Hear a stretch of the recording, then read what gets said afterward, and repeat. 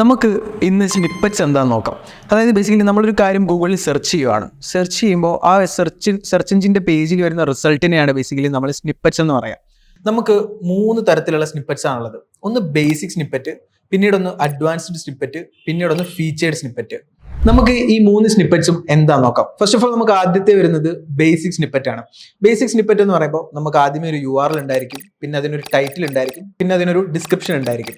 അപ്പോൾ ഇത് 3 മാത്രമുള്ള ഒരു സ്നിപ്പറ്റിനാണ് നമ്മൾ ബേസിക് സ്നിപ്പറ്റ് എന്ന് പറയാം. ഫോർ എക്സാമ്പിൾ, നമ്മളിപ്പോൾ ലയണൽ മെസ്സി എന്ന് സെർച്ച് ചെയ്യുകയാണ്. ലയണൽ മെസ്സി എന്ന് സെർച്ച് ചെയ്യുമ്പോൾ നമുക്ക് ആദ്യമേ ഒരു വിക്കിപീഡിയയുടെ ഒരു URL വരും, പിന്നീട് ഒരു ടൈറ്റിൽ വരും, പിന്നീട് ഒരു ഡിസ്ക്രിപ്ഷൻ വരും. അപ്പോൾ ഇതാണ് ബേസിക് സ്നിപ്പറ്റ്. അപ്പോൾ ഇനി നമുക്ക് നോക്കാനുള്ളത് റിച്ച് സ്നിപ്പറ്റ് ആണ്. റിച്ച് സ്നിപ്പറ്റ് അല്ലെങ്കിൽ അഡ്വാൻസ്ഡ് സ്നിപ്പറ്റ്. ഇതെന്താണെന്ന് വെച്ച് കഴിഞ്ഞാൽ ബേസിക്കലി നമ്മൾ നേരത്തെ കണ്ടതുപോലെ തന്നെ അതിൽ ആദ്യമേ ഒരു URL ഉണ്ടാവും, പിന്നെ ഒരു ടൈറ്റിൽ ഉണ്ടാവും, പിന്നെ ഈ ഒരു ടൈറ്റിലിന് കുറച്ച് എൻഹാൻസ്മെൻറ്റ് ഉണ്ടാവും. അതായത് ഇതിനകത്ത് എക്സ്ട്രാ ചിലപ്പോൾ ഒരു ഫോട്ടോ കാണും, ചിലപ്പോൾ റിവ്യൂസ് കാണും, വോട്ട്സ് കാണും. അപ്പോൾ ഇങ്ങനെ വരുന്ന ഒരു സ്നിപ്പറ്റിനെയാണ് റിച്ച് സ്നിപ്പറ്റ് അല്ലെങ്കിൽ അഡ്വാൻസ്ഡ് സ്നിപ്പറ്റ് എന്ന് പറയാം. അപ്പോൾ ഇനി നമുക്ക് നോക്കാനുള്ളത് ഫീച്ചേർഡ് സ്നിപ്പറ്റ് ആണ്. എന്താണ് ഫീച്ചേർഡ് സ്നിപ്പറ്റ് എന്ന് നോക്കാം.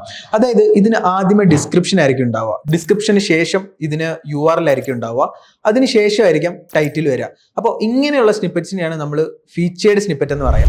അപ്പോൾ നമുക്ക് ഇനി ഒരു ബേസിക് സ്നിപ്പറ്റ് എങ്ങനെ ഒപ്റ്റിമൈസ് ചെയ്യാൻ നോക്കാം. അതായത് നമ്മളൊരു ബേസിക് സ്നിപ്പറ്റ് ഒപ്റ്റിമൈസ് ചെയ്യുമ്പോൾ നമ്മളതിൽ കുറേ കാര്യങ്ങൾ ശ്രദ്ധിക്കാനുണ്ട്. അതിൽ ഏറ്റവും ഇമ്പോർട്ടൻ്റ് ആയിട്ട് നമ്മൾ അതിൻ്റെ URL ഒപ്റ്റിമൈസ് ചെയ്യുക, അതിനുശേഷം അതിൻ്റെ ടൈറ്റിൽ ഒപ്റ്റിമൈസ് ചെയ്യുക, അതിനുശേഷം അതിൻ്റെ ഡിസ്ക്രിപ്ഷൻ ഒപ്റ്റിമൈസ് ചെയ്യുക. നമുക്ക് ആദ്യം ഒരു URL എങ്ങനെ ഒപ്റ്റിമൈസ് ചെയ്യാൻ നോക്കാം. അതായത് ഒരു URL ഒപ്റ്റിമൈസ് ചെയ്യുമ്പോൾ നമ്മളത് മാക്സിമം ഷോർട്ട് ആയിരിക്കണം, പിന്നെ അത് യുണീക്ക് ആയിരിക്കണം, പിന്നെ ഈ പറഞ്ഞ പോലെ കണ്ടന്റിന് റിലവൻ്റ് ആയിരിക്കണം, പിന്നെ ഇതിൽ സ്മോൾ ലെറ്റേഴ്സ് മാത്രമേ പാടുള്ളൂ, പിന്നെ സ്പെഷ്യൽ ക്യാരക്ടേഴ്സ് മാക്സിമം അവോയ്ഡ് ചെയ്യുക, പിന്നെ ഈ പറഞ്ഞ പോലെ ഫോക്കസിങ് കീവേഡിന് പറ്റുന്ന രീതിയിലായിരിക്കണം. പിന്നെ നമ്മൾ സ്പേസിന് പകരം നമ്മൾ ഹൈഫൺ ഇട്ട് കൊടുക്കുക, ഇതിൽ സ്പേസോ അല്ലെങ്കിൽ അണ്ടർസ്കോറോ ഒന്നും യൂസ് ചെയ്യാൻ പാടില്ല.